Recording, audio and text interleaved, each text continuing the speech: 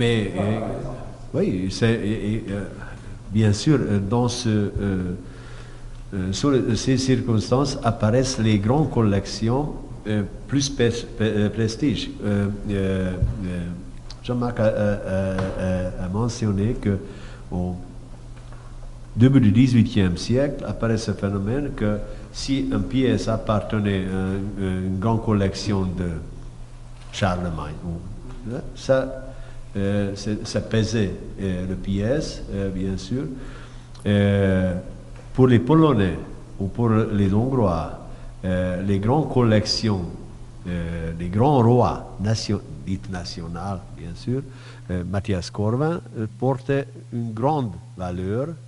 C'est pour ça, pendant tout le 16e, 17e, 18e siècle, jusqu'à la fondation de la Bibliothèque nationale de Hongrie, il y avait tellement de textes qu'il faut reconstituer la Bibliothèque corviniana pour se présenter capable de réunifier le pays. C'est pour ça les jésuites, par exemple, quand on est arrivé en Hongrie, 1560, autour du tournement du 16e, 17e siècle, on voulait reconstituer la Bibliothèque corviniana pour offrir aux Hongrois et pour les regagner pour le catholicisme, parce que ce sont nous qui a réussi vraiment à reconstituer la splendeur du pays. Donc, on a offert énormément de manuscrits turcs, au sultan, pour changer les pièces de bibliothèque à Corvin. Georges Rákóczi, prince de la Transylvanie, comme calviniste, voulait faire le même. Il a négocié avec le sultan pour acheter et reacheter les pièces qui étaient prises en Turquie. Mais tout au long du XVIIIe siècle, tout le monde voulait avoir un Corvina de Besançon, de ici et là. Et enfin, Ferenc Széchenyi, un comte qui a fondé la Bibliothèque nationale, disait que voilà, maintenant, il faut enrichir parce que ça peut se développer comme bibliothèque corvinienne. Donc, c'est vraiment correspond éminemment les grandes collections. Et il y a un phénomène très intéressant des catalogues. Ferenc Széchenyi, notre fondateur de notre bibliothèque nationale, a publié son catalogue et envoyé tous les prélats de Hongrie, et tous les évêques protestants, orthodoxes, etc., et pour tous les seigneurs, en demandant si vous ne trouvez pas quelque chose d'ident et vous possédez, offrirez-vous à la Bibliothèque nationale. Et nous avons publié maintenant un recueil de la correspondance, comment ces prélats ont répondu. Tout le monde félicitait l'acte, avec une bouche amère, que c'est pas réussi pour nous, comme Église, fonder une bibliothèque nationale. Imaginez ici que l'Église veut fonder une bibliothèque nationale, c'est une autre imagination, je crois. Bon. Oui.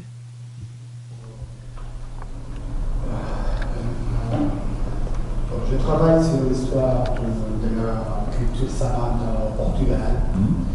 C'est très intéressant ça que vous avez présenté sur les bibliothèques de l'aristocratie portugaise pendant le temps des Afro. Et aussi avec la géographie lusitaine, parallèle à la géographie hongarique. Donc, parce qu'en Portugal, au milieu du XVIIe siècle, à la fin de la période espagnole au Portugal, a été imprimé la grande géographie lusitaine, spécifiquement des centres du Portugal. A été, sans doute, il y a un lien avec la politique nationale de Portugal. Et sur la bibliothèque des aristocrates du Portugal, il y a des membres de l'aristocratie qui ont une bibliothèque au pays, une bibliothèque seigneuriale, et d'autres qui a deux bibliothèques, une bibliothèque au pays et une bibliothèque à la Cour royale à Madrid. Donc je voudrais savoir si en Hongrie c'est la même chose, deux bibliothèques, et s'il y a une différence du point de vue de la composition de la collection. Donc, livres d'histoire, livres généalogiques aux domaine seigneurial, livres de cours à la cour royale. Ouais. Bon, c'est une très bonne question et je peux répondre. Il y a plusieurs parallélités entre le Portugal et la Hongrie. Donc, il y a même théorie des cirques, donc comment imaginer l'histoire de la civilisation européenne. Il y a les centres, il y a les périphéries, et les phénomènes apparaissent parfois vraiment parallèlement. Bon, Frédéric dit que non, il n'y a pas de cirque, mais il y a les axes envers Venise. On peut regarder la distance de cet axe. Il y a plusieurs modèles. Oui, et donc même nous avons les Saintes communes, parce que Elisabeth Portugal et Elisabeth Thuringie, Hongrie, donc elle était la fille de roi arpadien hongrois. Et donc, il y a un grand culte de Sainte Élisabeth en Hongrie. Mais bien sûr, les deux étaient tout à fait liés. Justement, maintenant, il y a une recherche qui veut distinguer qui concerne quel culte, parce qu'au XVIe siècle, c'est déjà tout à fait ensemble. Parfois, si on parle Sainte Élisabeth, c'est pas clair qu'elle. Donc, ce qui concerne l'aristocratie en deux bibliothèques, bon, c'est seulement au XVIIIe siècle, parce que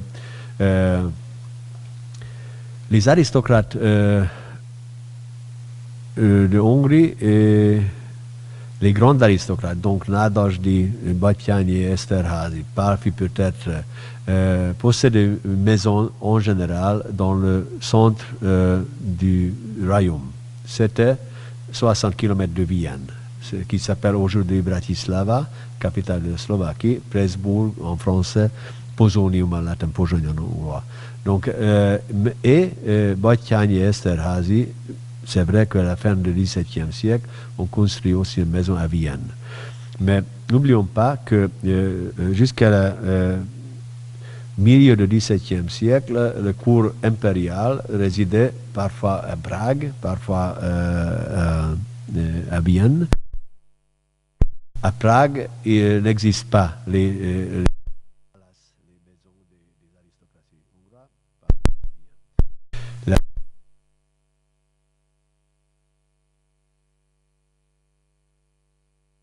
Németů il va une très belle bibliothèque, possédait aussi une autre à Vienne. Et on peut dire que qui restait les livres à la campagne, donc dans sa résidence, ce qui n'était pas vraiment son propre intérêt. Par exemple, le cas de Batthyány, on avait